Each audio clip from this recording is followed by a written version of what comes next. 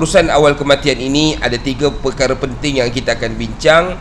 Yang pertama, bagaimana kita nak menghadapi orang yang sedang nazak. Yang kedua, pengesahan dan urusan dokumentasi kematian. Yang ketiga, persiapan menghadapi jenazah yang baru saja meninggal dunia. Ada 3 benda yang penting. Okey, dalam 3 perkara yang penting ini, ia sebenarnya tersangat-sangat penting. Yang pertama, tuan-tuan, bagaimana kita nak menghadapi orang yang sedang nazak. Saya nak bagi tahu tuan-tuan rahmati Allah, proses nazak ni tuan-tuan dia tak sama. Tiap-tiap daripada kita ni ada proses nazak yang berbeza-beza, yang berbeza-beza. Kita masing-masing mempunyai tempoh masa yang berlainan. Ada orang tuan-tuan, dia tempoh sakaratul maut dia beberapa saat. Ada orang tempoh sakaratul mautnya beberapa jam. Ada orang beberapa hari, ada orang beberapa bulan, dan ada orang beberapa tahun. Ya, ada orang nazak bertahun. Abang ipar saya pada 4 hari bulan 9 2018 dia meninggal dunia. Hari Selasa, tuan-tuan rahmati Allah. Dia balik daripada kerja, dia di jabatan kerajaan, di jabatan perangkaan. Dia balik daripada tempat kerja, tuan-tuan rahmati Allah. Balik ke rumah, gurau-gurau dengan anak lebih kurang, dia turun ke bawah nak jogging. Pergi jogging dengan kakak saya, tuan-tuan. Abang ipar saya dengan kakak saya pergi jogging. Lebih kurang 10 meter dia tinggalkan kakak saya, dia toleh ke belakang, dia rebah terus meninggal dunia. Tempoh sakaratul maut itu beberapa saat. Ada orang, tuan-tuan rahmati Allah, dia jatuh tapi dia masuk hospital. Tunggu beberapa hari. Kita tengok macam sahabat kita, saudara Adib.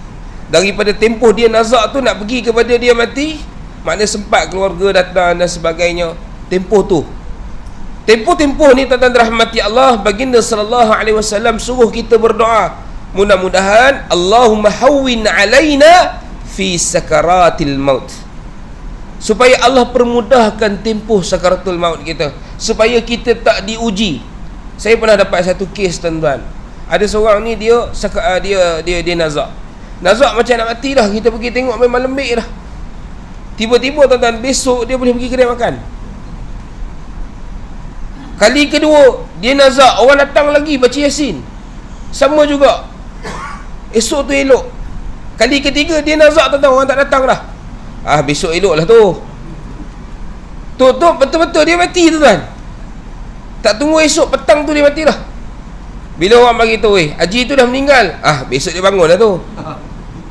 Sebab orang dah kerap dah kena. Jadi tuan-tuan rahmati Allah, tempoh nazak ni banyak. Itu yang pertama. Yang kedua, macam mana kita nak tahu dia nazak? Kalau di rumah kita perlu lihat beberapa perkara. Tapi kalau di hospital, biasa doktor akan bagi tahu, tuan, cik, puan, boleh panggil keluarga datang. Biasa kalau masuk ICU dah lebih 2 orang tu, kita faham tu. Kalau tuan-tuan masuk ICU 2 orang, betul? Gile. Tapi kalau dah boleh masuk berjemaah, itu kita faham tu. Itu makna dah hujung lah. Mesin semua dah cabut dah tu. Tinggal tunggu masa sahaja. Itu makna kita dah tahu, tu dah berada di tempoh akhir. Kalau tuan-tuan pergi ziarah orang yang berada di rumah, kita nak tahu macam mana dia nazak. Pertama sekali, tuan-tuan sampai je di rumah, tuan-tuan tengok dia macam mana. Tengok kaki dia dulu, tuan-tuan. Ni saya bagi teknik-teknik tuan-tuan pergi ziarah macam mana tuan-tuan nak tengok. Allah bagi satu kelebihan. Taklah kelebihan macam mana, cuma saya tak tahu siapa. Kalau hari tu saya nak urus jenazah, Allah bagi saya satu petanda. Saya makan, saya minum, saya mandi, saya akan bau kapur barus. Saya pakai sabun ni tapi bau kapur barus.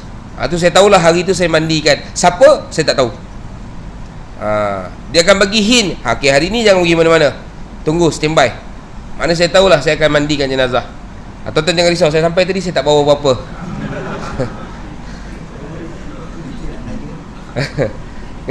Jadi tuan-tuan rahmati Allah, itu hint yang Allah bagi. Cuma kalau orang nazak, saya memang tak pergi. Sebab memang ditulis dalam kitab, orang yang mengurus jenazah ini tidak disunatkan untuk pergi ziarah orang yang berada dalam keadaan nazak. Ni ditulis oleh para ulama, tuan-tuan rahmati Allah. Mungkin dari segi adab dia, takut orang yang nak mati ni terkejut, dah mati ke aku ni, tukang mandi pula datang.